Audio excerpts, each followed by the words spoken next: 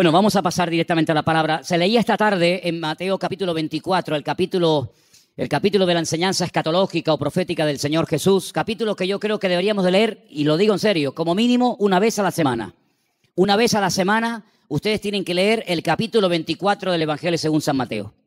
Es muy parecido a Lucas 21, con algunos matices un poquito diferentes en un evangelio o en otro, pero Mateo 24 es un capítulo extraordinario. El jueves, Rosa, cuando estemos en el Monte de los Olivos, que vamos a estar en el Monte de los Olivos, esta porción la vamos a leer y te vas a dar cuenta que leerla allí y explicar allí lo que ustedes van a ver es completamente diferente a explicarlo aquí. Así que recuerda esto. Jesús sale del templo. El templo existía en su época. Hoy en día no hay templo. Hace 2000 años que se fue destruido el templo por las legiones del Imperio Romano. El sueño dorado de los judíos o de muchos de ellos es la restauración del templo. Pero en los tiempos de Jesús ese templo existía. Era el centro religioso de la época. Era donde estaba la presencia del Señor, donde la gente iba a adorar, donde la gente iba a cantar al Señor, a llevar sus diezmos, sus ofrendas, a alabar al Señor. Y cuando salían del templo, hemos leído esta tarde que los discípulos, como buenos judíos, se sentían muy orgullosos de ese templo, que Herodes lo había ampliado. Saben que era el segundo templo que se construyó en la época del retorno de Babilonia, cuando volvieron de Babilonia con Esdras, Nehemías, con Zorobabel. Pero Herodes lo amplió y lo llenó de oro por todas partes. Un templo increíble, un templo tremendo. Los romanos se quedaron sorprendidos cuando lo vieron. Dijeron, los judíos son un poco tontos. Construyen un templo tan grande y está vacío. No tiene ningún ídolo dentro. Es que Dios no es un muñeco que se pueda hacer de oro, de plata o de piedra, ¿verdad? Y cuando salían del templo, los discípulos le muestran al Señor las maravillas de ese templo, lo grande que era, lo enorme que era, lo hermoso que era. Y el Señor les da un golpe bajo. El Señor le dice, observarlo bien, mírenlo bien, porque en menos de una generación no quedará piedra sobre piedra de este templo. Efectivamente, 37 años después de lanzar esta palabra profética, 37 años después, el templo quedó totalmente destruido hasta este momento. Desde el año 70 después de Cristo hasta este momento, no hay templo en Jerusalén. Se cumplió literalmente la palabra. Pero la palabra golpeó tanto el corazón de estos discípulos que ellos salieron del templo, bajaron todo el torrente de Cedrón, lo subieron, se van al Monte de los Olivos y allí dice uno de los evangelios que solamente 4 de los 12 se acercan al Señor y le preguntan aparte, ¿cuándo? ¿Cómo? ¿Cómo va a ocurrir todo esto? ¿Cómo que nuestro templo va a ser destruido? ¿Qué señal habrá? ¿A qué tenemos que observar? ¿Qué tenemos que fijarnos para saber que el tiempo se acerca? Entonces el Señor les da una enseñanza tremenda. Qué importante es preguntar, hermano, de verdad, ¿eh? Si no hubieran preguntado los discípulos al Señor, ¿qué señal habrá de tu venida y del fin del siglo? Nos hubiéramos perdido toda la enseñanza de Mateo 24. Por eso repito, qué importante es preguntar. Pero cuidado, no preguntar a cualquiera.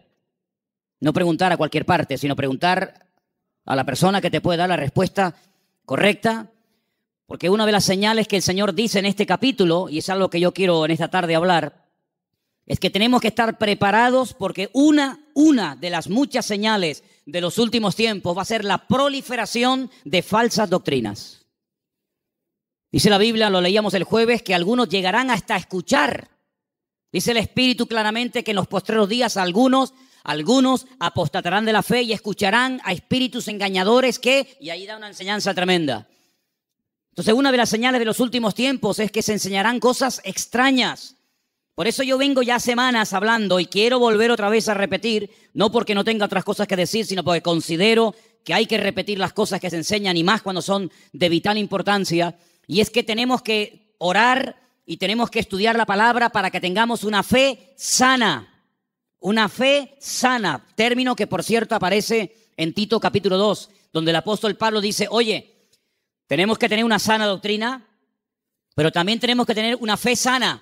Cuidado, que hay gente que tiene una fe muy rara, ¿eh? Hay cristianos que cuando los oyes hablar, dice, sí, tiene fe, pero es una fe un tanto rara, un tanto extraña, una fe mística. Yo puse unos ejemplos unas semanas atrás, no sé cuántos de ustedes lo recordarán, cuando algunos discípulos dijeron al Señor, Señor, no nos quisieron recibir, no nos han dado la bienvenida. ¿Tú quieres que oremos para que caiga fuego del cielo y lo destruya? Si dice, alto, ¿qué estáis diciendo? ¿Estáis locos? Tenían fe, pero cuidado, la fe no es para destruir, la fe no es para hacer daño, la fe no es para orar para que caiga fuego del cielo. Dice, ustedes no saben bajo qué espíritu, bajo qué influencia espiritual están ustedes hablando. Que no. El apóstol Pablo, ¿os acordáis? Le decía a Timoteo, la fe que ahora tienes es una fe no fingida, es una fe sincera. Explicaba este término en Italia, sincera, ¿no? O sea que cuando traían los bloques de mármol, los mármol de Carrara, y comenzaban a construir los templos, las catedrales y los edificios, algunos de esos bloques de mármol venían con imperfecciones, venían con agujeritos. Y claro, se veía feo. Cuando es un bloque no, pero cuando son tantos, entonces los rellenaban con cera. Y parecía como que no había ningún defecto. Pero cuando daba el sol con fuerza contra aquellos bloques, se derretía la cera y se veía horrible. Decían, manden bloques sin cera, manden bloques sin cera, para que después cuando salga el sol no se quede esto de una forma tan fea y de tan mal aspecto, ¿no? Entonces el apóstol Pablo decía a Timoteo, la fe que tienes no es una fe fingida, no es una fe de máscara, como dice otras versiones, es una fe que primeramente habitó en tu abuela Loida y después la tuvo tu madre, Eunice, y ahora la tienes tú. Entonces tenemos que preguntarnos de vez en cuando en qué estamos basando nuestra fe, en emociones, en sentimientos, en sueños, en experiencias o en la palabra de Dios. Yo me quedo sorprendido, muy sorprendido, porque de toda la vida hemos sido conocidos como el pueblo del libro. El pueblo del libro. Yo me acuerdo que un sacerdote en el huerto de Getsemaní, que es un sacerdote sevillano, cuando me vio con la Biblia debajo del brazo me dice, tú eres de los evangélicos, ¿no? Porque ustedes siempre están con la Biblia en la mano. A mí me echó un piropo tremendo. Si pensaba que me iba a ofender, es todo lo contrario. Efectivamente, hemos sido conocidos y hay de nosotros que nos dejen de conocer por dejar de utilizar el libro, las Sagradas Escrituras, ¿verdad? Pero hay un desapego últimamente tremendo. Claro, se ha metido la gente en el mundo del internet y se ha metido en los cultos a distancia y se ha metido por aquí y por allá, que han entrado en las iglesias cosas pero muy, muy raras, muy extrañas. El jueves les conté algunas cosas que he visto ahora. He visto allí en Milán, donde he estado ahora mismo. Creyentes que están asustados, creyentes que si la maldición, que si, pero vamos a ver, hermanos, pero dice la Biblia que somos más que vencedores, que mayor es el que está en nosotros que el que viene contra nosotros. Creyentes que solamente desde que sean... Yo conocí ahora un matrimonio de hermanos de Ecuador que llevaban más de 10 años en esa congregación y dice, hermano, nos ha impactado mucho cómo usted la palabra. Y le digo, bueno, es que yo predico de la palabra. Y dice, es que yo hace años que no escucho un mensaje de la palabra. Digo, bueno, ¿y usted qué escucha entonces? Pues dinero, pide, y dame. Digo, pero eso no es evangelio. Eso no es el evangelio. Yo no sé de dónde se han sacado esas enseñanzas. Hay predicadores que solamente tienen un tema monográfico, solamente saben pedir y no hablan de Cristo, no hablan del amor, no hablan del infierno, no hablan de la ira de Dios, no hablan del cielo, no hablan de la salvación. No, solamente tienen una obsesión y claro, prosperan, pero ellos, los demás no, solamente prosperan ellos. Y se autofinancian con su don y se pegan la gran vida asustando y manipulando y tergiversando la escritura. Y esto hay que denunciarlo, ya está bien de hacer el tonto, ya está bien de decir, bueno, es que son siervos de Dios. No son siervos de Dios, ellos se llaman siervos de Dios, pero la mayoría de ellos utilizan el púlpito para pegarse la gran vida y lo último que hacen es predicar la palabra, cosa que deberían de haber hecho siempre toda su vida. Y una de las cosas que tenemos que tener bien claro en los últimos tiempos es que van a proliferar falsas enseñanzas y falsas doctrinas. Y los sobreénfasis, qué peligrosos son los sobreénfasis, hermano. Déjeme que me explique. Tenemos que predicar todo el consejo de Dios. ¿Cuántos dicen amén? Toda la palabra de Dios. No podemos estar todos los días comiendo espagueti por la mañana, espagueti por la noche, Pero, hermano, está bien, a mí me gusta la pasta, pero 365 días comiendo lo mismo. Pues cuánta gente, hermanos, solamente saben un tema y lo sacan de ese tema y no saben nada. Que si el dinero, que si las profecías. ¿Sabe cuánta gente, hermano, van a las congregaciones para que alguien ore por usted y le den una palabra y le den una profecía? Mire, me leí hace unos días la biografía de la señora White. Madre mía, pero es un disparate. Una señora que dice que llegó a tener 2000 visiones y sueños proféticos. 2000. Y cuando murió, dejó más de 70 libros. Los disparates que esa señora enseñó. Claro, le dan un sobreénfasis ¿a qué? Al día de reposo. Sí, pero es que espérate un momento, es que la Biblia no solamente al día de reposo. Hay otras muchas cosas. Si te crees que porque guardas esto y no cumples con todo lo demás, te vas a salvar, te equivocas, amigo. Es como las iglesias que están todo el día hablan lengua, y venga a hablar en lengua, y venga profecía, y venga a hablar en lengua. Pero hijo, vamos a ver.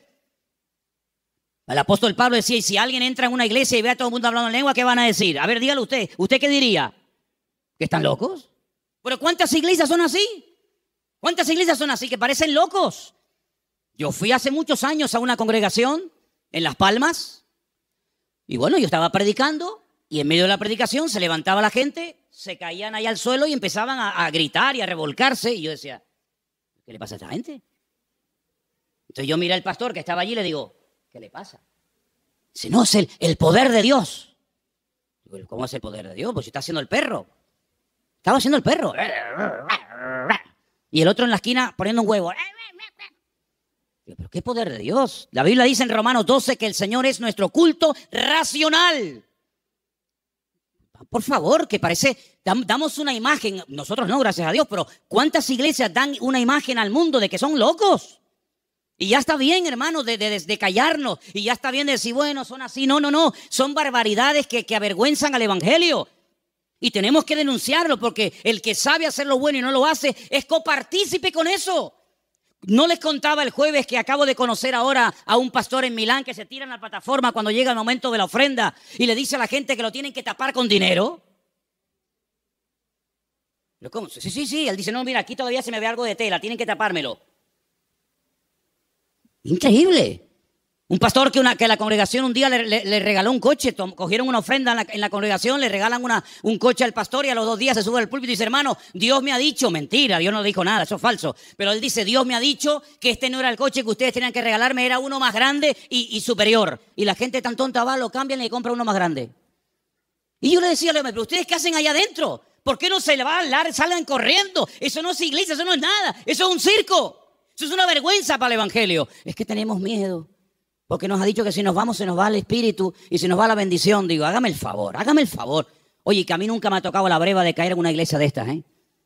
A mí nunca me ha tocado una breva de estas. Siempre, de verdad, a mí me toca una iglesia de estas y es que me voy al Antiguo Testamento con la espada y el arco. Increíble, hermanos. Entonces tenemos que retornar a la palabra de Dios es nuestra base. No podemos entrar en locuras, en disparates. Todo lo que usted pueda pensar, soñar, sentir o lo que sea, si no va de acuerdo 100% con la palabra, no es de Dios. La palabra de Dios es la base, es el fundamento de nuestra fe.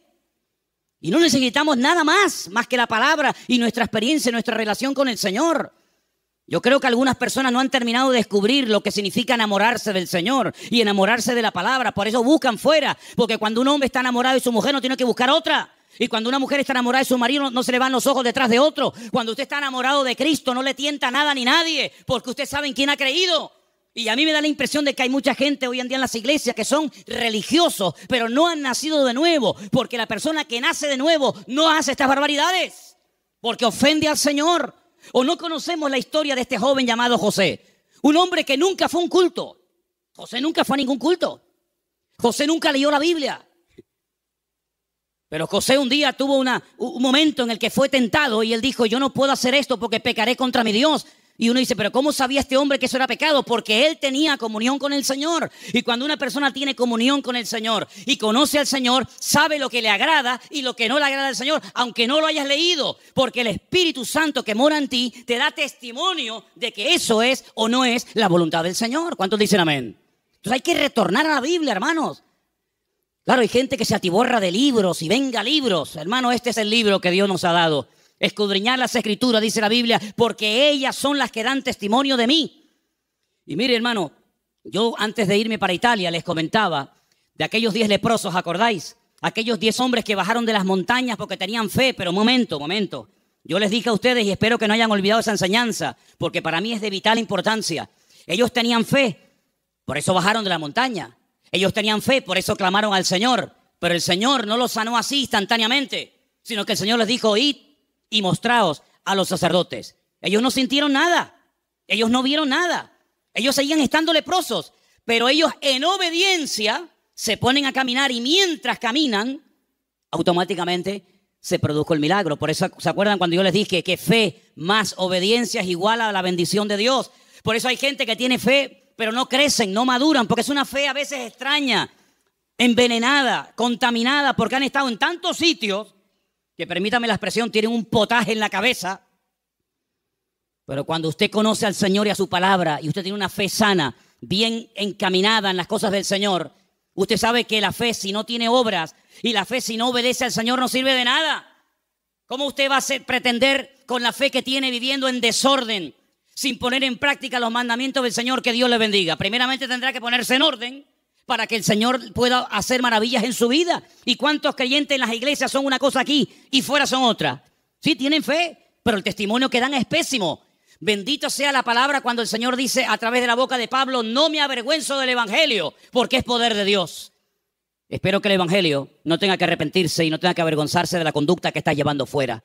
Porque aquí todos somos muy buenos. Aquí todos levantamos las manos, o el que quiera. Y aquí todos somos muy santos. Pero, ¿y por fuera? Porque a mí de qué me sirve que vengas aquí, gloria a Dios y aleluya, si luego en la calle eres un desorden y vives en pecado, estás viviendo en adulterio, estás viviendo en fornicación, tienes un mal testimonio en la familia. Tienes que plantearte tu relación con Dios. ¿A qué vienes aquí? ¿A cambiar o a qué? ¿A fichar como en un trabajo? No, fui al culto. Sí, fui al culto porque te entró por aquí y te salió por allí, porque no ha habido cambios en tu vida. Esta es una iglesia donde queremos que la gente venga, gloria a Dios, sí, pero que vengan a cambiar. Y que sepan que aquí no vamos a estar con tontería ni con experiencias extrasensoriales, sino que aquí te vamos a llevar a la palabra. Y la palabra te va a hablar y el Espíritu va a hablar a tu corazón. Y en cuanto veamos cosas extrañas que no son de Dios, pues te las tendremos que decir. Claro, algunos de estas cosas no lo entienden y dicen: no, es que aquí no hay amor. Bueno, si usted entiende el amor, que le vamos a decir lo que usted quiere oír, evidentemente aquí no lo va a encontrar. Aquí le vamos a decir lo que dice la palabra. Y los que estamos, los que vienen, se adaptan a lo que hay. Y si no, pues que el Señor le bendiga y que le lleve a otra iglesia. Pero aquí no vamos a ceder ni un milímetro por agradar los oídos, por tener mucha gente. Porque si tener mucha gente significa bajar el listón de la santidad de Dios, amigo, hasta ahí hemos llegado. La palabra dice que sin santidad nadie verá al Señor. Me da igual si es fulanito de tal, don fulano de tal. Sin santidad nadie verá al Señor. Es que yo canto, que me da igual. El diablo canta mejor que nosotros. Sin santidad nadie verá al Señor. ¿Qué es santidad? Vivir como Dios manda. Es que yo no quiero vivir como Dios manda. Pues a ver lo que haces. A ver lo que haces. Porque tarde o temprano te vas a sentir confrontado con la palabra. Claro, la carne siempre te va a decir que no pasa nada. ¿No se lo dijo Satanás a Eva? ¿Qué le dijo Satanás a Eva? ¿Por qué no comes? Y dice: porque Dios me ha dicho que si como muero. ¿Y qué le dijo Satanás? No, eso no es así. Tú no vas a morir. Come para que veas. Y le creyó al diablo. ¿Y cuántas veces creemos que Dios está equivocado, que es injusto con nosotros, cuando la palabra del Señor nos dice que en los últimos tiempos el enemigo va a ser tan sutil que muchas veces le va a permitir a la gente tener esa falsa seguridad de creer que estoy en desorden y en pecado, pero Dios me va a bendecir igual? No, mi amigo. Las consecuencias, tarde o temprano, de una vida en desorden son terribles, porque la paga del pecado ha sido y es y será siempre la muerte. ¿Cuántos dicen amén? Hay tres cosas que tenemos que tener claro a estas alturas. Primero, ¿a qué nos ha llamado el Señor? ¿A qué nos ha llamado el Señor? ¿Tú sabes la tranquilidad que tú tienes en tu corazón cuando tú sabes a lo que te ha llamado y a lo que no te ha llamado el Señor? No tienes que estar imitando a nadie. No tienes que viajar por el mundo entero buscando el sistema, el método en Colombia, en Venezuela, en Cuba, en Puerto Rico, en Toronto. Yo no tengo que ir a ninguna parte. Lo que dice la Biblia: entra en tu aposento y tu Padre que te ve en lo secreto te recompensará en público. Claro, es más fácil coger un avión y irte a Corea a ver lo que hacen los coreanos. Es mucho más fácil coger un avión y pagarte el pasaje como Jonás, que preferiría pagar el pasaje, ¿verdad? Y mantener la rebeldía que dar marcha atrás. Es mucho más fácil coger un avión y decir: a ver, una iglesia que esté creciendo mucho, a Nigeria, ahí nos vamos todos. Ahora a Pensacola, ahora a Toronto, ahora, hermanos, a donde tenemos que ir, dice el Señor: venid a mí los trabajados y cargados, que yo os haré descansar. ¿Cuántos dicen amén? Entonces, tener claro a lo que nos ha llamado el Señor y a lo que no nos ha llamado. No hay una iglesia 100% completa. Yo les digo, esta iglesia no es completa. Tenemos muchas carencias. No somos una iglesia fuerte en misiones. No tenemos misioneros ahora mismo en el mundo. Tenemos un montón de carencias. Pero creemos que hay un área en la que el Señor nos puede utilizar. Pero hermanos, hay congregaciones que pretenden hacerlo todo, lo entienden todo, lo saben todo. Y la Biblia nos enseña que somos un cuerpo y que nos necesitamos los unos de los otros. Y capaz que lo que el Señor nos ha dado Tal vez no lo tenga el hermano de la esquina, pero el hermano de la esquina seguro que Dios le ha dotado con algo que nos hace falta a nosotros. Y así nos complementamos y trabajamos en el mismo sentir, en un cuerpo en el Señor. ¿Cuántos dicen amén? Nuestra identidad. Ay, hermano, la identidad. Esto es algo que trae de cabeza a miles de personas. Porque la gente tiene que tener una identidad. Y si no la encuentran en la casa, la va a encontrar en el fútbol. Y si no, en cualquier otro lado. Nuestra identidad, ¿de dónde viene nuestra identidad? Nuestra identidad viene de Cristo. Nuestra identidad viene del Señor.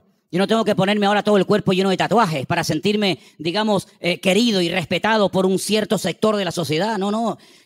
¿Sabes qué? Yo he sido aceptado por Cristo tal y como soy, con mis defectos, con mis virtudes y con mis debilidades. ¿Cuántos dicen amén? Ahora, si usted tiene complejos, si usted no se termina de aceptar a sí mismo, pues usted no va a crecer y usted no va a madurar hasta que tú no le des gracias a Dios por el cuerpo que tienes y le diga gracias, Señor, porque tú me hiciste así, usted no va a poder disfrutar de la vida. Su identidad tiene que venir de la fuente. ¿Y cuál es la fuente de la que bebemos? Nuestro Señor Jesucristo. Eso nos ayuda a descubrir nuestras limitaciones. Eso nos ayuda a saber lo que tenemos y lo que no tenemos. ¿Han oído el pasaje del libro de los Hechos cuando dice la Biblia que a la hora de la oración subían Pedro y Juan al templo a orar y dice que había ahí un mendigo que les pidió limosna? Lo conocéis, ¿verdad? Conocido. ¿Qué le dijo Pedro al paralítico? No tengo. ¿Qué? Fíjate tú, un hombre que con la sombra sanaba a los enfermos. Un hombre que oró por muertos y los resucitó. Un hombre que caminó por encima de las aguas. Un hombre que un día fue a pescar, le abrió la boca al pez y sacó una moneda dentro. ¿Te imaginas que nos pase eso a nosotros? Un hombre que vio milagros del Señor y dice, no tengo ni plata ni oro. ¿Tú te imaginas que ese hombre fuera un predicador hoy en día? ¿Sería multimillonario? Si muchos son unos mequetrefes que no saben ni hablar en público y viven a cuerpo de rey, tú imagínate un predicador hoy en día que tuviera el currículum que tenía Pedro. Sería algo increíble. Pedro dijo, no tengo ni plata ni oro, pero tengo algo que ni con todo el oro del mundo puedes comprar. Y le dijo al hombre con toda la autoridad, porque sabía lo que tenía. Porque cuando uno sabe lo que tiene, se mueve con autoridad. Y cuando no sabes que tienes eso, pues mejor estate quieto. En el nombre de Jesucristo, levántate y camina. Y el Señor hizo un milagro tremendo. Entonces las iglesias, los creyentes hoy en día, tenemos que saber a lo que Dios nos ha llamado. Tenemos que saber lo que tenemos y lo que no tenemos. Y darle gracias al Señor, porque Dios con nosotros ha sido tremendamente fiel. Y a unos le da 30, a otros le da 60, a otros le da 100. Y cada uno tiene que saber moverse en el área donde Dios lo ha puesto. ¿Cuántos dicen amén? Pero no escondas, como decía Pierre hace un rato, no escondas el talento bajo tierra. Porque hay gente que a lo mejor tiene un talento, pero no lo usan. Y yo conozco muchos creyentes que no están usando lo que Dios les ha dado. No lo están usando. Están más preocupados en conseguir un buen trabajo que en servir a Dios. Están más preocupados en pagar lo que deben que decir, Señor, yo todavía no sé el don que tengo. Si yo me pusiera a preguntarle a muchos creyentes hoy en día, ¿cuál es el don que Dios le dio a usted? ¿Cuál es el don que Dios le dio a usted? Muchos dirían, no lo sé. Y llevan toda la vida en la iglesia. Entonces, en estos años, ¿qué has hecho? Porque si no sabes a lo que Dios te ha llamado, si no sabes cuál es el don que tienes, la pregunta es, ¿usted qué ha hecho en los 10 años que lleva en el culto? ¿Qué es lo que usted ha hecho? Queridos hermanos, es el tiempo de que le preguntemos honestamente al Señor, y está el año a punto de terminar, Señor, ¿en qué área tú quieres utilizar mi vida? Porque el Señor tiene grandes sorpresas para todos y para cada uno de nosotros. ¿Cuántos dicen amén? Ahora, hermano, escúcheme una cosa. Dios quiere que crezcamos en todas las áreas. Como dije antes, el sobreenfatizar algo, el crecer demasiado en un área, olvidándonos de otras, lo que produce son monstruos. Hay gente que le da un énfasis tremendo a la oración. Y claro, la oración es muy importante, hay que orar, claro que sí. Pero no tienen ni papa, no tienen ni idea de la Biblia. Por otra parte, hay gente que está todo el día con la Biblia, leyendo, memorizando y estudiando, pero nunca oran. Luego, tenemos que crecer con un equilibrio, de tal manera que no seamos como un monstruo que crece mucho en un área, pero nada en otro área. Y tenemos que dedicarle tiempo al Señor a decir, Señor, yo quiero crecer espíritu, alma y cuerpo, como dice la palabra. ¿Cuál fue el último libro que leíste? Sin contar la Biblia. ¿Cuál fue el último libro que leíste? Hay cristianos que no leen nada. Hay cristianos que no leen nunca nada. ¿Cómo van ustedes a contactar y cómo van ustedes a evangelizar y cómo van ustedes a dialogar con personas del mundo que no leen la Biblia, sino que leen y están preocupados con otras cosas? Si tú no estás puesto en lo que el mundo habla y comenta, ¿cómo vamos a alcanzarlo si no sabe ni por dónde empieza una conversación, ni por dónde termina? Hay gente que no trabaja, ni estudia, ni hacen nada, y son las víctimas y son las personas más propensas a caer en desánimo, en depresión y en pecado. Una vez leí un refrán, no es bíblico, pero decía algo así como: Satanás busca a una persona desocupada para darle una ocupación. Grandes hombres de Dios a lo largo de la historia no cayeron en el campo de batalla mientras servían al Señor. Grandes personajes de la historia no cayeron cuando estaban activos sirviendo al Señor, sino en tiempos de ociosidad, cuando se aburrían, cuando no tenían otra cosa que hacer, porque para pecar hace falta tener tiempo. Por lo tanto, no desperdicien el tiempo, hermano. Pídanle al Señor: Señor, ayúdame a utilizar el tiempo. Si tienes tiempo libre, ponte a orar, congrégate, busca un libro, un buen libro para estudiar, para servir al Señor, para prepararte, pero no estés todo el santo día sin hacer nada, porque eso tarde o temprano se va a volver en tu contra y te va a crear grandes problemas. Quiero también comentar algo que para mí es de vital importancia. Hay gente que por la timidez, por el temor, por el miedo al qué dirán, no terminan nunca de dar el paso. Y déjame que te diga que hay una mujer en la Biblia que tenía un tesoro increíble.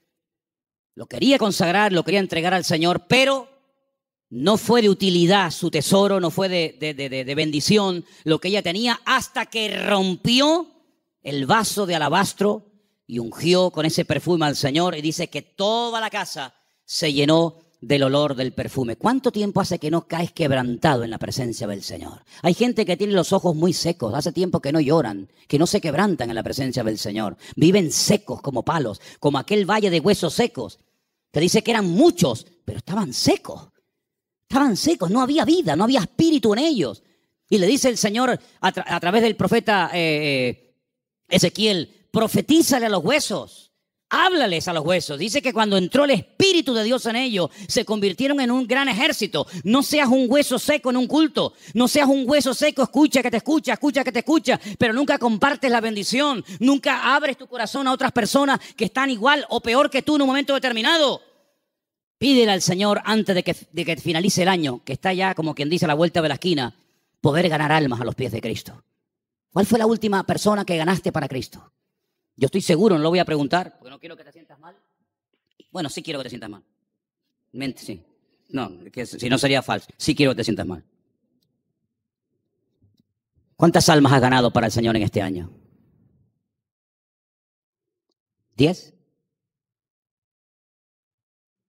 ¿5? ¿1? No has ganado a nadie este año. Si yo no gano ni un alma para Cristo en un año, yo me muero. Le diría al Señor: Señor, llévame contigo. Ya mi ministerio se secó. Ya se secó. ¿Sabes lo que pasar 365 días? Viajar, comprar, ir de vacaciones, disfrutar de la vida, de lo que tienes, trabajar, estudiar y no ganar ni un alma para Cristo. Eso se llama esterilidad, amigo. ¿Y cuántos creyentes son estériles?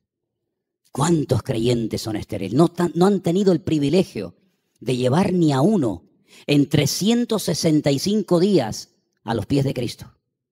¿Cuántas Biblias has repartido este año? ¿50? ¿25? ¿10? ¿Ninguna? ¿Cuántos folletos has repartido este año para invitar a alguien a un culto? Hablarle del Señor. Esa es nuestra realidad. Esa es la realidad del pueblo de Dios. Por eso cuando me dicen: hermano, ¿por qué hoy en día no hay tantos milagros como hace 2000 años? Es que es normal. Porque el nivel de consagración y de compromiso del creyente del siglo XXI no tiene nada que ver con el creyente de los primeros siglos de la era cristiana. Aquella gente vivía para y por Cristo. Estaban obsesionados con el Señor. Hoy en día es muy, muy, muy difícil encontrar a uno en una iglesia que tenga las ideas claras, que dedique tiempo a la semana, 1 hora a la semana, un par de horas a la semana, para decir: ahora no voy a trabajar, no voy a ni móviles, ni internet, ni nada. si no voy a salir a la calle a ver si el Señor me pone a alguien en el camino. Voy a evangelizar a un chico en el parque, a una señora que esté por ahí caminando. Es muy difícil encontrar a jóvenes, incluso hoy en día, obsesionados por Cristo. Yo le decía hace poco a un pastor, en mi época, cuando yo me convertí al Señor, todos los jóvenes en mi iglesia solamente queríamos una cosa: ir a la escuela bíblica, prepararnos y servir al Señor. Esa era la obsesión. Llegamos a ser hasta criticados. Algunos de la congregación decían, pero ¿ahora qué pasa? ¿Que todo el mundo se quiere ir al seminario y prepararse para servir al Señor? Hasta recibimos crítica en aquellos tiempos.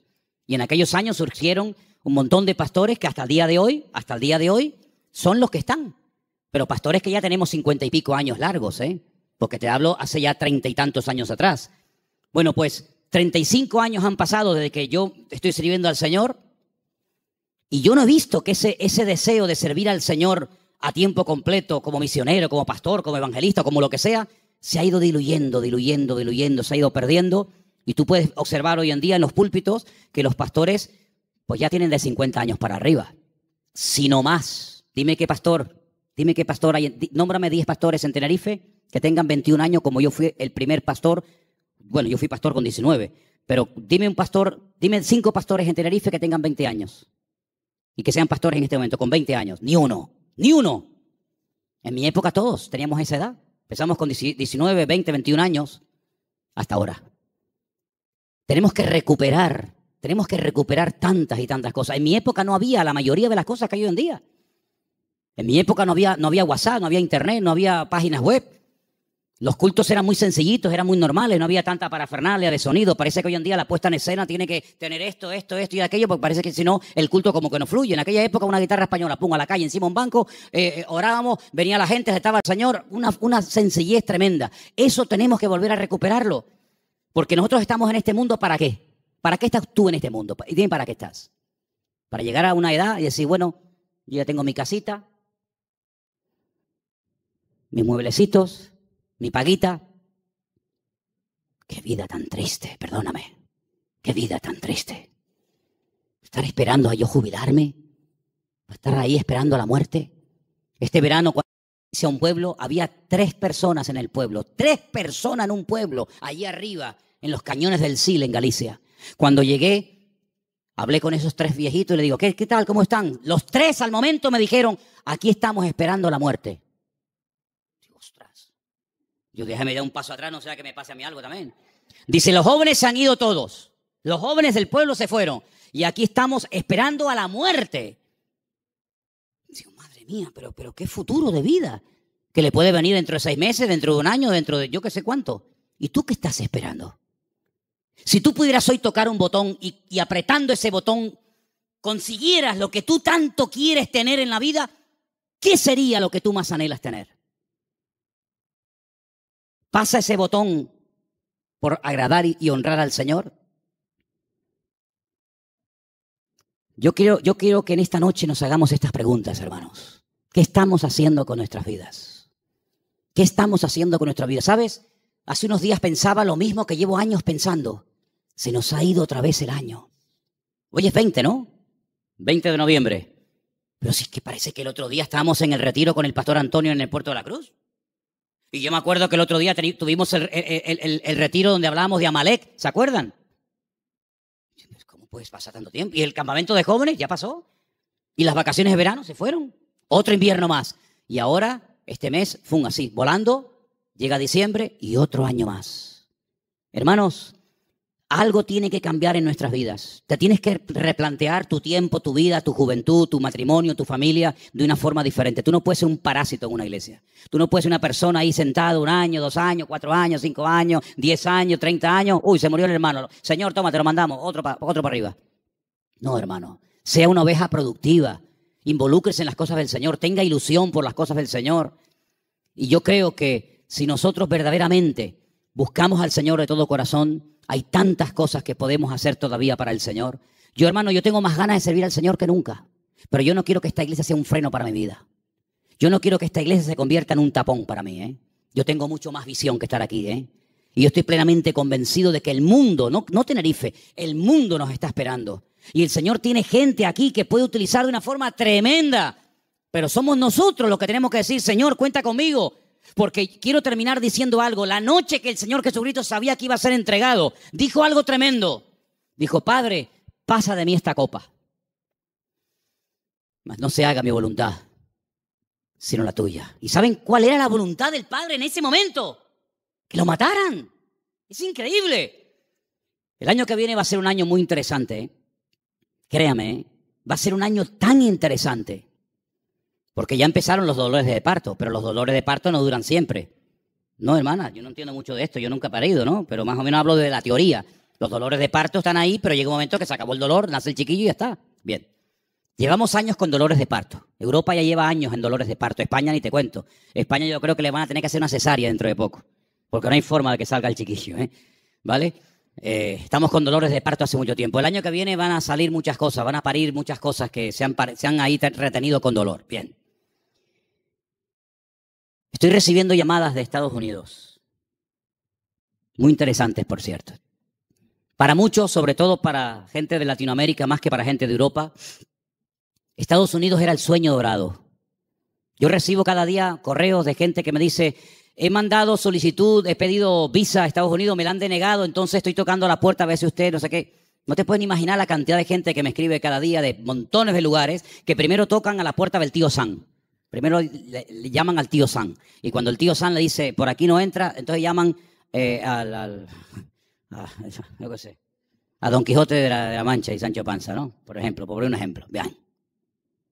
¿Cómo van a reaccionar todos aquellos creyentes que se fueron a Estados Unidos creyendo que era el paraíso terrenal? Cuando el señor Trump les diga, usted, y usted, y usted, fuera de aquí. Ay, amigo. A mí se me han abierto muchísimas puertas en Estados Unidos. Me he negado rotundamente a ir. Porque mi confianza y mi refugio no está en América, mi refugio está en Dios. Ahí está mi confianza. Y el libro de Proverbios dice, más vale bocado seco y en paz. ¿Eso qué es? Un cacho de pan, pero con la bendición de Dios. ¿Se puede tener un trozo de pan con la bendición de Dios? Sí, claro. ¿Y se puede tener abundancia sin la bendición de Dios? Tan claro, por supuesto. ¿Qué te crees? ¿Que toda abundancia viene del cielo? Ay, amigo. ¿La bendición qué es? ¿Solamente tener? ¿O la bendición pasa por ser?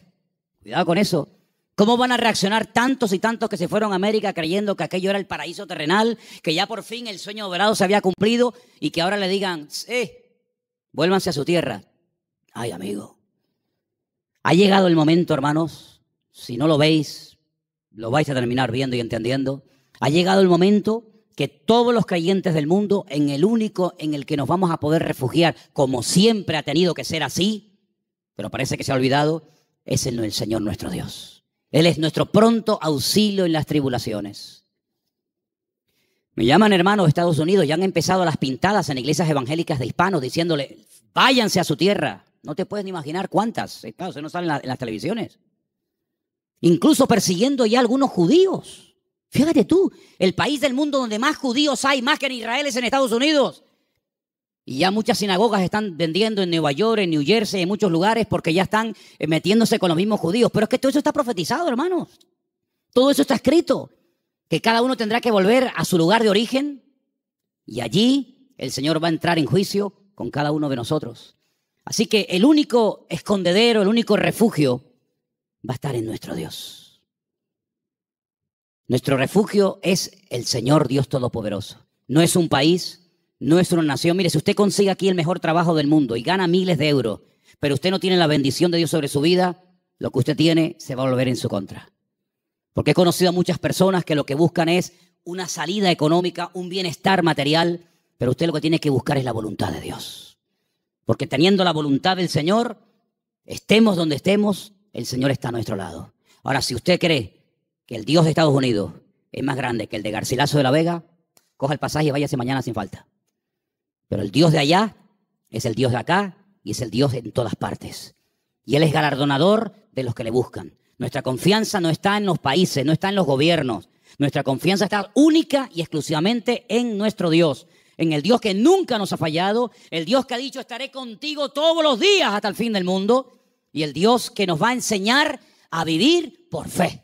Nos va a enseñar a vivir por fe. Ya nos está enseñando hace años el Señor, por lo menos a nosotros, a vivir y depender solamente por fe del Señor.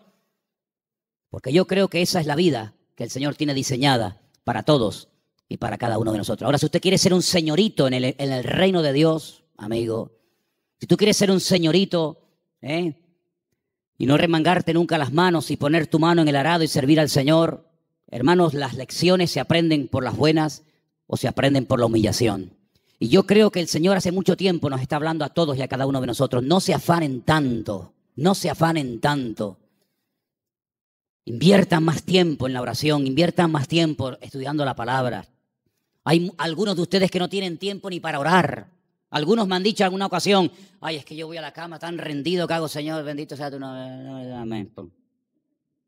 No, duermen en paz, la verdad es que duermen en paz, pero hermano querido, busque a Dios, busque a Dios. Hay mucho camino por recorrer, muchas cosas por hacer. Usted no puede dedicar más tiempo a lo material que a lo espiritual. Por favor, estamos invirtiendo el orden. Si usted dedica más tiempo a lo material que a lo espiritual, aquí está fallando algo. Yo creo que el Señor nos está llevando a un punto y el año que viene va a ser un año muy, muy importante en la historia de la iglesia, en todas partes del mundo, y el Señor nos está llevando a un compromiso, a una entrega, a una seriedad. Muchos no aguantarán la prueba, yo también se lo digo de paso, hay algunos que están aquí que el año que viene no podrán estar más, porque no aguantarán la prueba, porque la Biblia nos enseña que los últimos tiempos van a ser tiempos peligrosos, tiempos difíciles, pero si usted aguanta y se agarra al Señor, el Señor le va a bendecir. Y usted va a ver la gloria del Señor en su vida. Pero no busque salidas fáciles. Busque al Señor y lo que el Señor le diga, ni más ni menos, es lo que usted tiene que hacer. ¿Cuántos dicen amén? Vamos a orar, hermanos, por favor. Cierre sus ojos ahí donde está. Plantéese esto seriamente, por favor. Plantéese esto seriamente delante del Señor. ¿Qué estoy haciendo con mi vida? ¿Qué estoy haciendo con la vida de mi familia? ¿A dónde los estoy llevando? ¿A qué se están dedicando? ¿Cuáles son las prioridades, los objetivos, las metas en nuestra casa? Tener, trabajar, comprar, trabajar. Hermanos, que somos hijos de Dios, que no somos gente del mundo como los gentiles, que dice que se afanan y pelean por esas cosas. Dice la Biblia que nuestra búsqueda tiene que ser diferente. Que el Señor nos indica que tenemos que buscar primeramente el reino de Dios y su justicia. Y muchas de las cosas que vendrán por añadidura, dice la Biblia. Créame, vendrán. Claro, hay gente que nunca ha visto que le vienen por la añadidura porque no buscas el reino de Dios. Entonces, como no buscas, tienes que buscar tú la añadidura. Pero ha llegado el momento en el que el Señor nos está mostrando que tenemos que doblar la guardia, que vienen tiempos difíciles. Hermanos, les digo algo, se lo dije el jueves con todo respeto.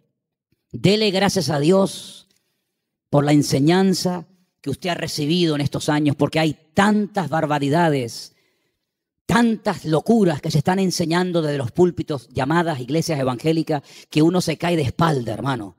Uno siente hasta vergüenza ajena de las falsas doctrinas, de matrimonios destruidos, de pastores bueno, hermano, de verdad, mire, esto daría horas.